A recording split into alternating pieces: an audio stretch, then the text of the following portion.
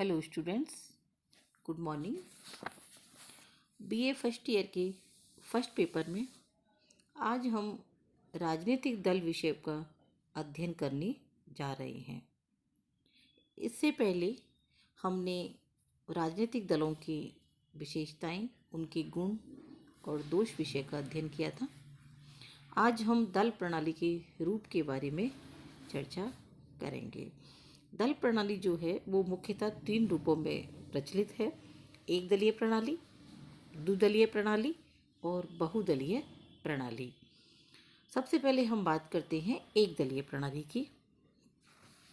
यदि किसी देश में केवल एक ही दल हो और शासन शक्ति के जो प्रयोग करने वाले सभी सदस्य हैं वो एक ही दल के सभी सदस्य हों, तो वहाँ की जो दल पद्धति है उसको एक दलीय पद्धति कहा जाता है।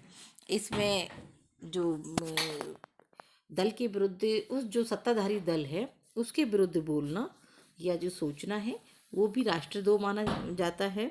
और यदि कोई अन्य दल जन्म भी लेता है तो या तो उसको अवैध घोषित कर दिया जाता है और या उसे शक्ति के द्वारा नष्ट कर दिया जाता है। यानी कि कुल मिलाकर वहाँ एक ही दल का बोलबाला रहता है। ये जो व्यवस्था है पहले तो निरंकुश जो राजतंत्र हुआ करते थे उनमें देखने को मिलती थी, लेकिन आज ये व्यवस्था लोकतांत्रिक शासन व्यवस्थाओं में भी देखने को मिलती है। लोकतांत्रिक जो शासन पद्धतियां हैं उनमें जो एक दलीय पद्धति है वो दूसरी दलों के अस्तित्व से इनकार तो नहीं करती है, लेकिन उनके बहुत ज़्यादा प्रभावशाली वो दल नहीं होते हैं और बहुत कमज़ोर स्थिति में रहते हैं। और जो सर्व सत्ताधारी जो राजनीतिक व्यवस्थाएं होती हैं उनमें राजनीतिक जो दल हैं वहाँ जो शासन सत्ता है वो एक दल के पास ही रहती है और दूसरे दलों के अस्तित्व को स्वीकार ही नहीं किया जाता है। तो इस तरह से दोनों व्यवस्थाओं में जो एक दलीय व्यवस्था है या राजनीतिक दलों की स्थिति हमें भिन्न भिन्न रूप में देखने को मिलती है। अब है एक दलीय पद्धति के जो गुण हैं वो है कि ये इसमें गुटबंदियों का अभाव होता है, क्योंकि जो शासन सत्ता है वो एक ही दल के पास होती है तो वहाँ अन्य जो जो छोटे छोटे दल हैं वो उनका अस्तित्व नहीं होता है।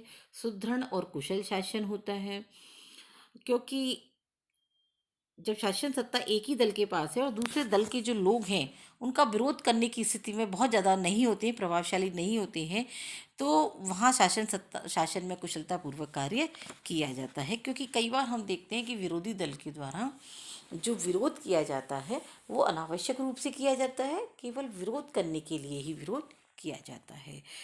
अगला है आर्थिक विकास में सहायक, क्योंकि जब जो भी शासन के द्वारा योजनाएं बनाई जाती हैं वो आसानी से उनको अपनाया जा सकता है, इसलिए वहाँ अनुशासन भी बना रहता है और आर्थिक विकास भी अच्छी तरह से हो पाता है।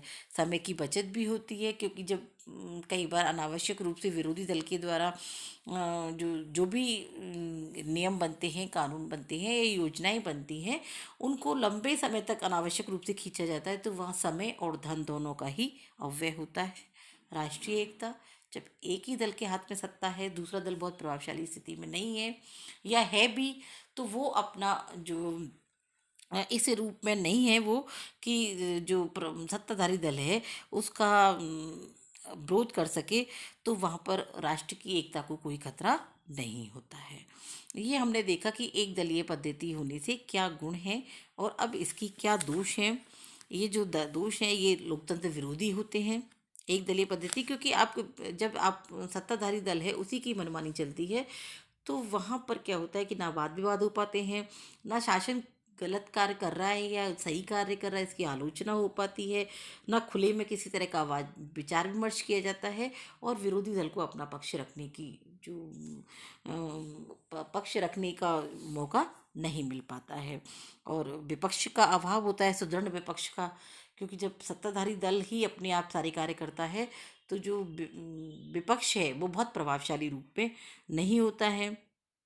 कई बार ये जो दल है, शासक दल, ये अधिनायक तंत्र भी बन जाता है, यानी कि सब कुछ अपने आप से, अपनी मनमानी के हिसाब से निरंकुश शासन का रूप भी ले लेता है। प्रगतिशील विचारों का विरोधी, क्योंकि प्रगतिशील विचार कौन से होते हैं, जहाँ कहाँ जन्मते हैं, जहाँ समानता हो, स्वतंत्रता हो, उदारवादी हो।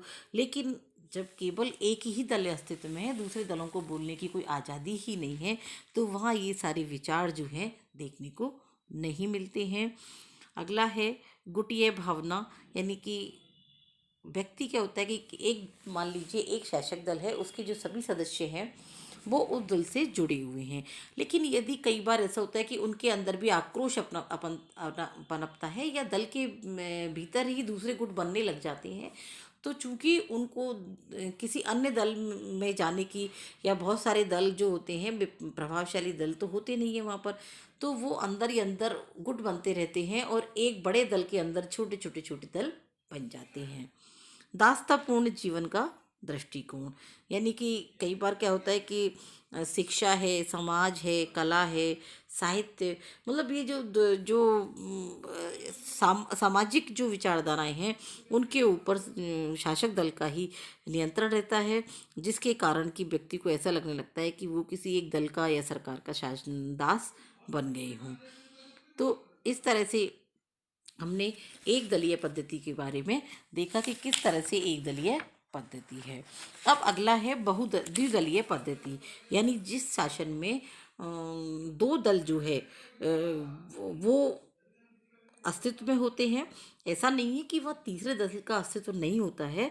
दो तो प्रभावशाली दल होते हैं, और जो दूसरे दल हैं, जो छोटे दल होते हैं, वो होते तो सही हैं, लेकिन उनकी स्थिति इतनी प्रभावशाली नहीं होती है कि वो शासक जो दल है उसके ऊपर अपना निर्माण, वो प्रभाव जमा सकें। वो कई बार ऐसा होता है कि वो मिली जुली सरकार के रूप में या किसी बड़े दल के साथ में छोटे छोटे दल लग जाते हैं, तो मिली जुली सरकार तो बना सकते हैं वो छोटे दल, लेकिन वो अपनी स्वतंत्र रूप से सरकार बनाने की स्थिति में नहीं रहते हैं। जैसे कि ब्रिटेन में है, अमेरिका में है, यहाँ पर द्विदलीय पद्धति देखने को मिलती है। ब्रिटेन में जो दो दल हैं, अनुदार दल है और श्रमिक दल है। यद्यपि वहाँ दूसरे भी छोटे छोटे दल हैं, लेकिन वो इतने प्रभावशाली नहीं हैं। तो अब आता है कि द्विदलीय प्रणाली के गुण, यानी क्या इसके गुण हैं। सबसे पहला है स्थायी सरकार, क्योंकि जब सरकार में सत्ता दल भी है, विपक्षी दल भी है, तो वहाँ पर क्या होता है कि व्यक्ति को विरोध करने का अधिकार भी होता है। सत्ताधारी जो दल है उसको भी ये रहता है कि मेरे ऊपर किसी दूसरे दल का नियंत्रण है, इसलिए वो अपने जो कार्य हैं उनको कुशलतापूर्वक करता है और स्थायी भाव से रहता है। सरकार का निर्माण सरल, क्योंकि जैसे सरकार का निर्माण किया जाता है कि बहुमत दल के जो नेता हैं वो सरकार बनाते हैं, और जो अल्पमत दल है वो विपक्ष में रहता है, तो वहाँ पर स्पष्ट रूप से दो दल जो है सरकार बना लेते हैं। संगठित विरोधी दल भी वहाँ संगठित होता है। सत्ता का शांतिपूर्ण हस्तांतरण, क्योंकि सत्ता का जब हस्तांतरण किया जाता है, तो जब यदि एक दल होता है तो वहाँ पर क्रांति की संभावना ज़्यादा होती है। जनता में जब यदि आक्रोश बढ़ता जाता है और एक दिन ऐसा आता है कि वो क्रांति का रूप ले लेता है। लेकिन चूंकि यहाँ दो दल होते हैं, अन्य दल भी वो छोटे छोटे दल होते हैं, तो यदि सरकार बदलती है तो आसानी से विपक्षी दल और सरकार मिलकर के चुनाव होते हैं, और चुनाव के माध्यम से सत्ता का हस्तांतरण किया जाता है। शासन में एकता की भावना भी रहती है। जो उत्तरदायित्व है कि विपक्षी दल है उसको विपक्ष का काम करना है, सरकार को अपना कार्य करना है।